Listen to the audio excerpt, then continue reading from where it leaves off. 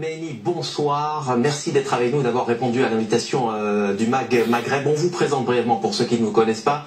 Vous êtes donc le président du MAC, le mouvement pour l'autodétermination de la Kabylie, président également du gouvernement provisoire kabyle. Vous vivez en France en tant que réfugié politique depuis quelques années, puisqu'en 2021, eh bien, le régime d'Alger vous a condamné à la prison. En 2021, un mandat d'arrêt international a été mis à votre rencontre avant de vous condamner un an plus tard à la prison à perpétuité par contumace pour, je cite, création d'organisations terroristes et atteinte à l'intégrité territoriale et à l'unité nationale. Ferhat Meini, pour qu'on comprenne bien d'abord, vos revendications, quand vous dites autodétermination, c'est quoi? C'est autonomie régionale ou indépendance? Merci pour votre question. Je dois d'abord rectifier quelque chose qui a été dit durant le générique. C'est qu'il n'y a pas 3 millions de kabylophones aujourd'hui en Kabylie. Il y a plus de 8 millions de Kabyles qui parlent kabyle en Kabylie.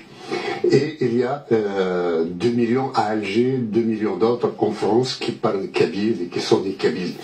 Donc les chiffres donnés n'étaient pas exacts. Je devais... Merci pour votre correction. Alors c'est autonomie, voilà. Alors quelle est la principale revendication du MAC? Est-ce que c'est une autonomie régionale? Est-ce que c'est une volonté de fédéraliser peut-être l'Algérie en vous laissant justement cette autonomie régionale, ou est-ce que vous désirez véritablement une indépendance sur ce territoire? Nous avons au départ réclamé juste une autonomie régionale, mais avec le temps, nous avons évolué vers la revendication d'autodétermination qui est l'indépendance par voie pacifique et référendaire. D'accord. Les revendications culturelles sont pour nous dépassées aujourd'hui. C'est-à-dire que vous désirez un État kabyle sur ces frontières-là de la Kabylie telles qu'on les connaît? Nous voulons un État kabyle. Oui, nous voulons un État kabyle sur le territoire de la Kabylie parce que nous ne partageons pas les mêmes valeurs avec l'État algérien, parce que nous sommes un peuple et en tant que tel, nous voudrions accéder au statut de nation reconnu par le monde entier.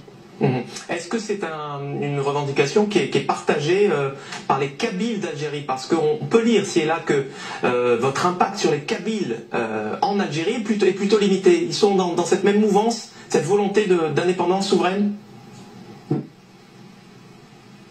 La majorité, l'écrasante majorité du peuple kabyle est pour son indépendance.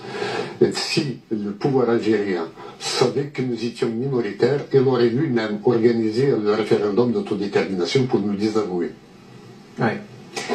L'Algérie dont vous parlez vous accuse d'être soutenue et financée par des entités étrangères, à commencer par le Maroc.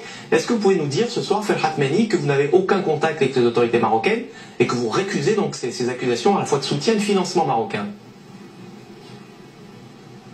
Il n'y a strictement aucun financement, ni marocain, ni américain, ni israélien, ni français. Le MAC, le mouvement pour l'autodétermination de la Kabylie, ne vit qu'avec les maigres cotisations de ses militants et de ses militantes. Voilà, et la générosité du peuple kabyle, des donateurs qui sont là pour nous aider. Parce qu'il y avait eu cette sortie qui avait beaucoup agacé d'ailleurs le régime d'Alger, cette sortie de l'ambassadeur du Maroc aux Nations Unies, qui avait estimé dans une note que le peuple kabyle était sans doute le peuple en Algérie qui méritait de jouir pleinement de son droit à l'autodétermination. Ça avait beaucoup agacé le régime en place à Alger. Oui. Disons que quand vous avez posé la question, c'était celle des subsides.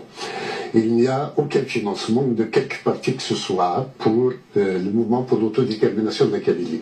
Maintenant, sur le plan du principe du droit des peuples à disposer d'eux-mêmes, c'est vrai que le Maroc, nous le remercions, nous le félicitons autant que faire se peut pour avoir exprimé aussi bien devant les non-alignés que devant l'Assemblée générale des Nations Unies le droit du peuple kabyle à s'autodéterminer parce que, en tant que tel, en tant que peuple, là, nous méritons effectivement d'être inscrits à la 4e commission de l'ONU pour la décolonisation et de bénéficier de l'organisation d'un référendum d'autodétermination sous les auspices des Nations Unies. Oui. On aurait pu penser que le Maroc, au contraire, ne vous soutiendrait pas, puisqu'il est lui-même aux prises avec un mouvement séparatiste, le Polisario. Quelle est la position officielle de votre mouvement, le MAC, sur la question précise des revendications du Polisario et des Sahraouis? Que ce soit très clair, nous sommes d'abord pour le droit à l'autodétermination du peuple kabyle. Nous ne sommes pas là pour défendre d'autres causes que la nôtre. Mais au-delà de cela, nous sommes pour le principe du droit à l'autodétermination des peuples. Je demande même que l'ONU revoie, l'Assemblée générale de l'ONU revoie le principe d'autodétermination pour l'étendre à des peuples issus de la décolonisation et qui sont emprisonnés de ce fait dans des limites postcoloniales qui les briment. Mais notre position sur le droit à l'autodétermination s'accompagne du fait que ce droit doit s'exprimer pacifiquement. Donc ça veut dire que vous reconnaissez le cas du Polisario qui est un mouvement militaire d'abord ou paramilitaire.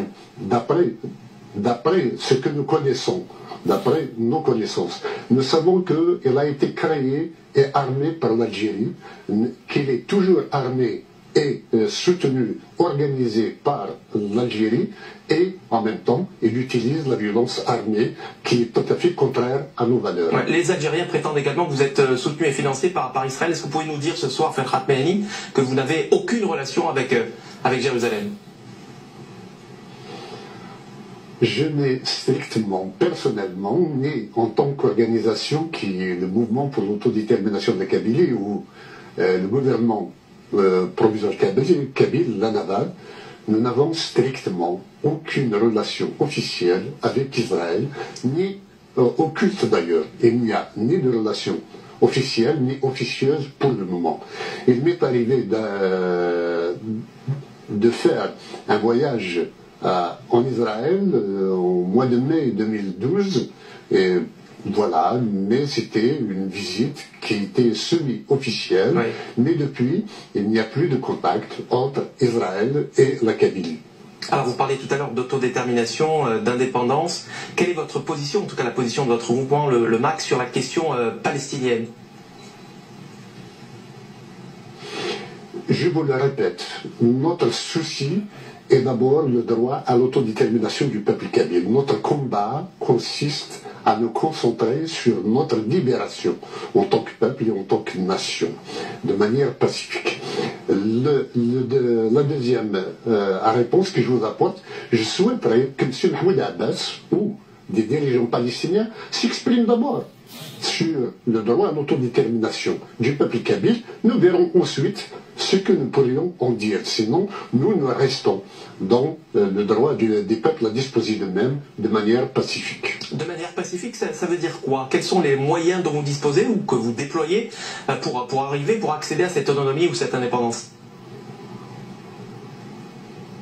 Uniquement la mobilisation populaire et de manière pacifique. Les rassemblements, les meetings, les médias, les réseaux sociaux, tout ce qui est communication, qui est à mettre en œuvre et de manière à parvenir à une grève générale à un moment donné, de telle sorte que nous mettions en panne les institutions coloniales algériennes et parvenir à ce que la Kabylie s'auto-administre et s'autogouverne par elle-même. Ferhat Mehani, avant qu'on se quitte sur cette autre carrière, cette image, regardez ces quelques notes de musique, puisque vous avez été chanteur, auteur, compositeur, que vous l'êtes encore d'ailleurs, grand ami du regretté Idir, kabyle lui aussi. Vous êtes encore dans la chanson, vous continuez à écrire, à composer? J'ai, au mois de mai dernier, composé et produit une chanson pour rendre hommage à tous ceux qui sont en prison. Vous savez que depuis un an, depuis avril 2021, oui, le régime algérien a déployé une politique répressive tous azimuts qui s'est soldé par plus de 1000 arrestations de